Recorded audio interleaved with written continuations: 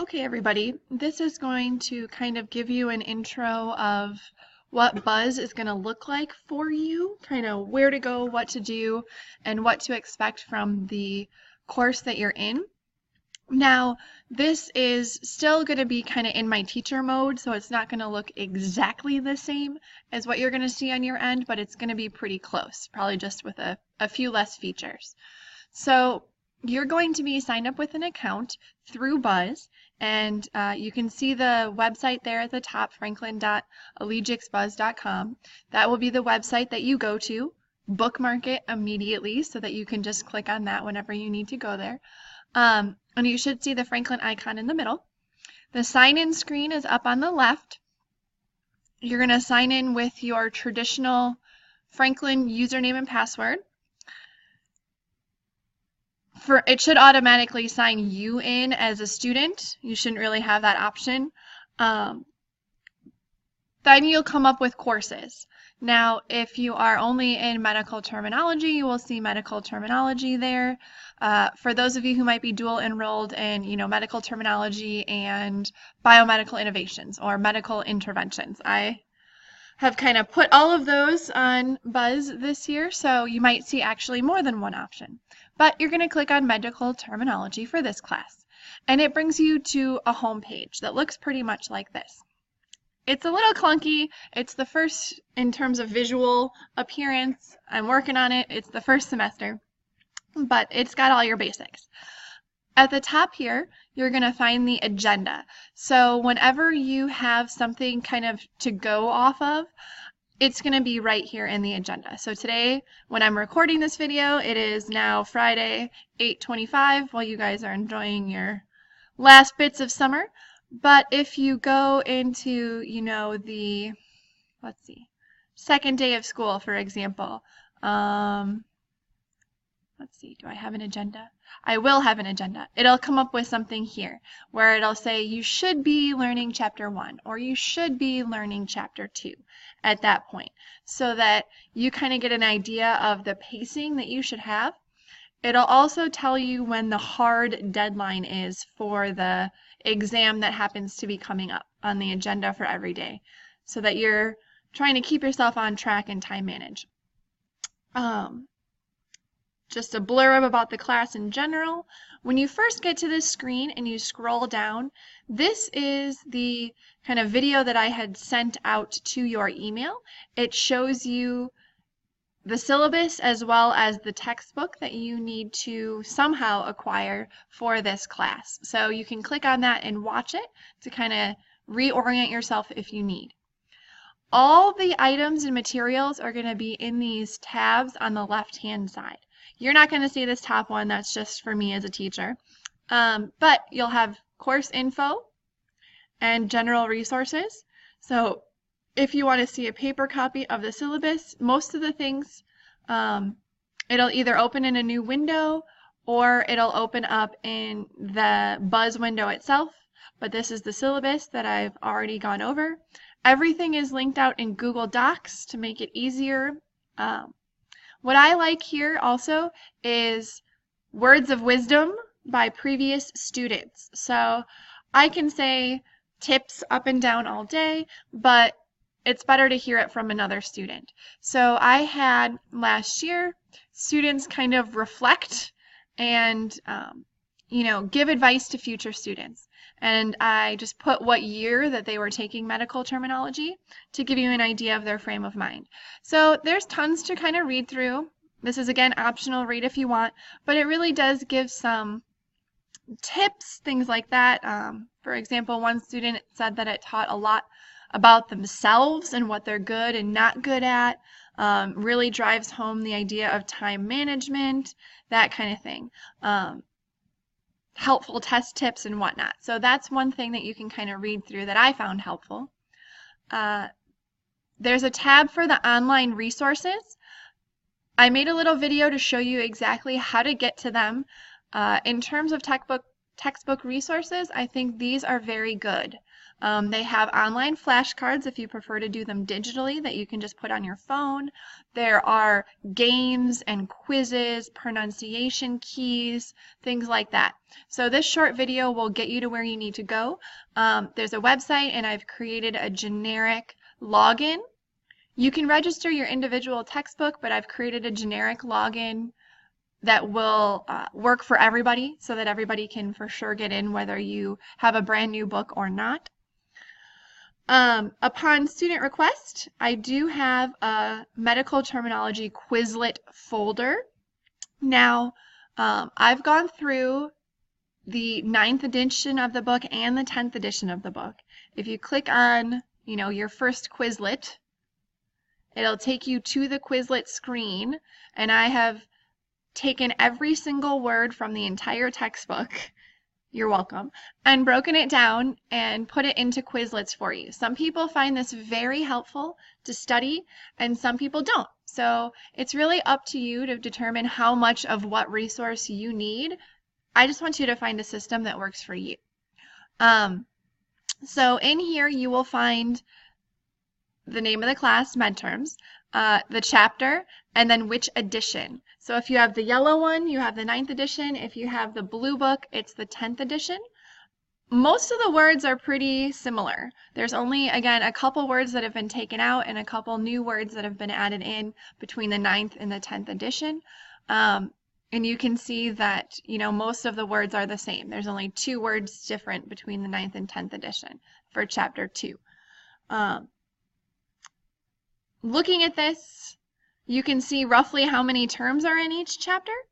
Gives you an idea of how much material you'll be needing to memorize. Note there's no chapter 1 here because there's no terms in chapter 1. That's just really to orient you to the textbook. But you can see chapter 2 is a little bit more meaty than chapter 3 based on the words. And so you can kind of click through. For example, if I go to this one, just like any Quizlet you might have gone to, you're going to see all of the words and what they mean. So I've gone through and written them how you will expect to see them on, I found a typo already. Good grief. How you will expect to see them on the test. And chapter 1 will kind of explain this to you along the way. Again, if you happen to find typos like I just did, please bring them into my attention so that I can fix them and you're not learning the wrong thing. But by and large, you'll find everything that you need. Some definitions are longer than others. Most of them you will need to know the literal translation, so just be on top of that. The textbook does come with flashcards. That's only going to cover these words that are kind of from word parts. When you get towards, if I scroll down, words that are not built from word parts, like exacerbation, those are not going to be on flashcards, and so that's why Quizlet might be a good help for you. Okay, so with that said, let me go ahead and go back to where we were. Other things that you might find helpful in our little general resources, we have diagrams. So I've kind of taken some diagrams from the book throughout each chapter. There are diagrams on the exams, so I find it helpful to label them and use them to study. I have hard copies in the classroom if you want.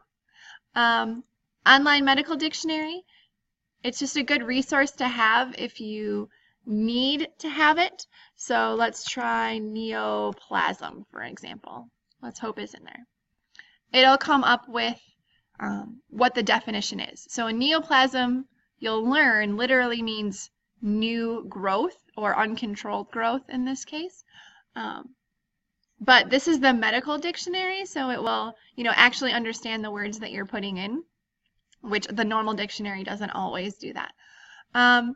And then super, super helpful, punctuation dictionary. So what I found is that pronunciation is one of the hardest things to do, and that is one thing that is going to be on the exams. You'll have to read me a list of, 8 to 10 words on each exam so that I know you know what you're saying. So, for example, looking at the picture, rhino, So fancy word for nose job is rhinoplasty. Let's see if it comes in. It'll tell you what it means. So again, this is another place that you could use as a medical dictionary. It tells you what it means, also called nose job. If you push the little red speaker, it'll say it for you. Rhinoplasty. And it does a pretty good job. It is, you know, robot sounding, but at least it'll give you an idea of what it's going to be. Let's see. Oto, naso, otolaryngologist. So an otolaryngologist. Let's see how it does with that. It gets a little more. Otolaryngologist. So it does a really good job of saying how it's supposed to sound, so you can really get an idea and study it appropriately. Just so you know, this is an ear and throat doctor, or ear, nose, and throat doctor if you add in the rhino, an ENT, if any of you want to be one of those. Anyway, that is a good resource to have. Going back to the main screen.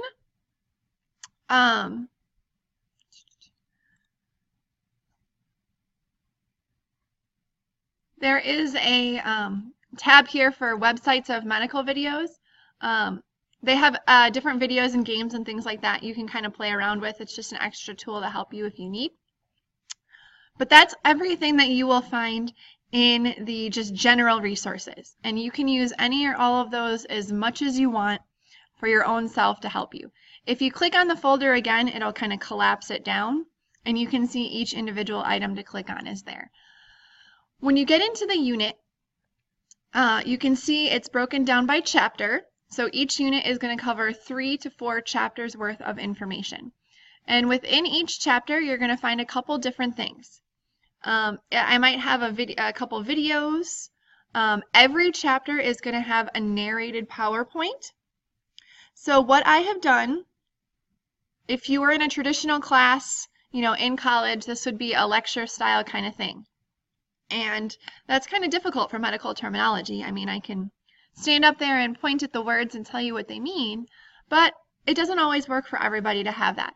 But some people really do like it. So what I've done is I've taken the PowerPoint for each chapter, and I've gone through just like you're doing in this video right now, listening to me speak, kind of walked through the chapter. I go through how to say each one of the words and kind of what they mean.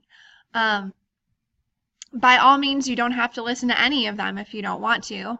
I would probably get sick of hearing my own voice as well, but a lot of people find it really helpful to kind of maybe work through the workbook and pop an earbud in and kind of listen as they're working through, or listen to the PowerPoint a little bit and then go work on the workbook and kind of go back and forth. So just an option for you. I have one for every single chapter, so if you feel like that's something that's going to help you, do it. If not, you don't have to listen to it. Every chapter is going to have some practice questions.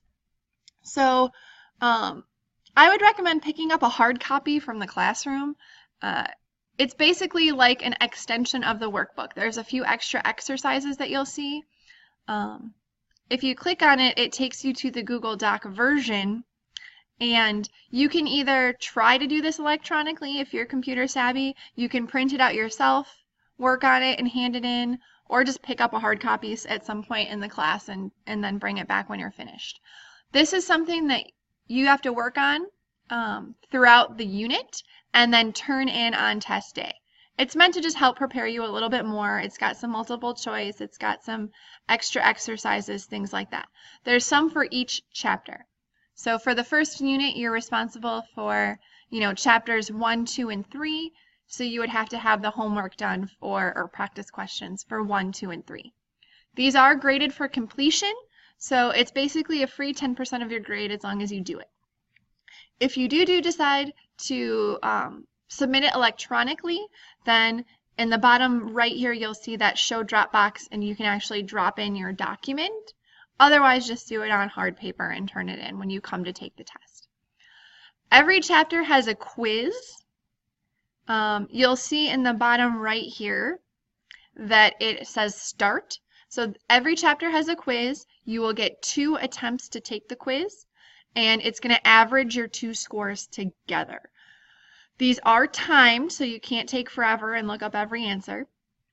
But they're all multiple choice. So it usually ranges between like 20 to 30 multiple choice questions per quiz. And it randomizes the questions and answers, so not everybody is getting the exact same thing.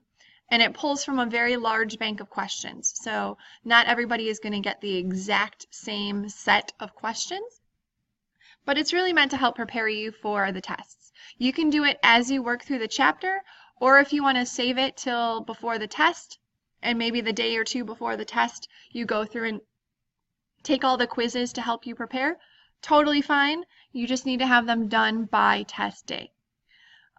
So you'll see that's a chapter in a nutshell, and if I close that one up and you go to the next one, you're going to find the exact same thing. In this case, there's the narrated PowerPoint. I have a couple helpful videos, so if you've not taken anatomy and physiology before, or you want to know a little bit more about the overall context of these medical terms, I do like to put in some helpful videos. You can watch them or not watch them. It's up to you. I'm not specifically testing you on that stuff. It's just to help you get a better understanding. And then you'll see the practice questions, which is that homework element, and the quiz. And then repeat, you'll see the same thing for Chapter 3. If there's diagrams, they'll be there too. Again, you can get hard copies in the class, or you could print it off and use it or not use it. So that's everything. This is Unit 1, and then you'll see as you do Unit 2, and every unit thereafter, it's set up exactly the same. At the very bottom, you'll see some final review materials.